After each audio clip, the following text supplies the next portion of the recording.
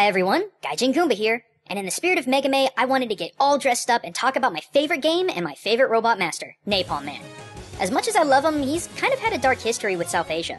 In fact, it's theorized that Mega Man 5 never released in Vietnam because Napalm Man's level was too similarly designed to look like part of the Viet Cong tunnels during the war, and the name Napalm Man, well, let's just say it stirs some pretty grim memories. But is it true? Is Napalm Man's level a reflection of terrible wartime history? Let's find out. The first things you see in this level are wind-blown palm trees and these enemies called Sumatrans. And right off the bat, we're looking at some pretty specific parallels. These palm trees bear a striking resemblance to the palm trees notably found in the Mekong Delta, housing many of Vietnam's impressive floating markets. As for the Sumatrans, there's no denying its real-world counterpart, the Sumatran tiger, a rare and incredibly endangered species that lives off the Isle of Sumatran, just south of Vietnam. And when I say endangered species, I mean there's maybe 600 of them left. But let's branch out a little and take a look at the level as a whole.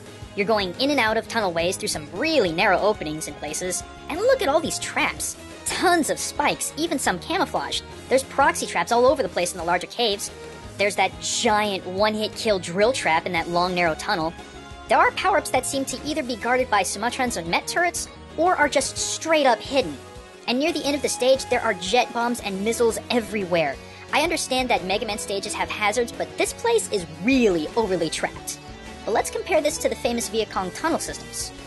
Specifically called the Cu Chi tunnels, this 120-mile underground system was created in the 1940s while the Vietnamese warred against the French for independence. Entrances to the tunnels were incredibly narrow. Looks about right. And were usually in close proximity to hidden punji stick traps. Yep, that looks about right too. Within the system were bomb shelters, hospital, ordnance factories, check, and even living quarters that were no bigger than 6 feet high and 4 feet wide. Not exactly the best arrangement. There were also several hidden caches of weapons and supplies hidden in the tunnels. And there we go. Last but not least is the big guy himself. While I would argue that Napalm Man doesn't actually use any napalm to speak of, just the name alone stirs controversy.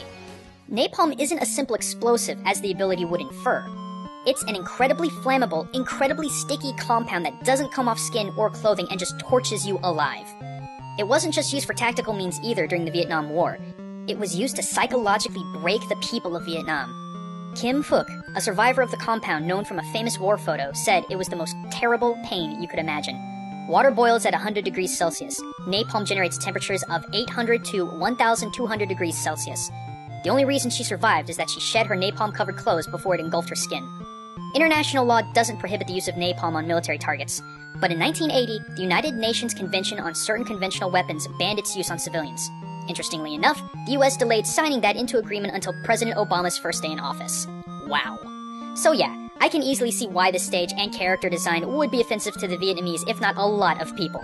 As much trash as localizers get for neutering games, it's important to keep in mind just how easy a single small thing could create unrest in an entire country. But that's all I've got for this bolt of culture shock. I hope to see you next time. But until then, this is Gaijin Goomba, signing out.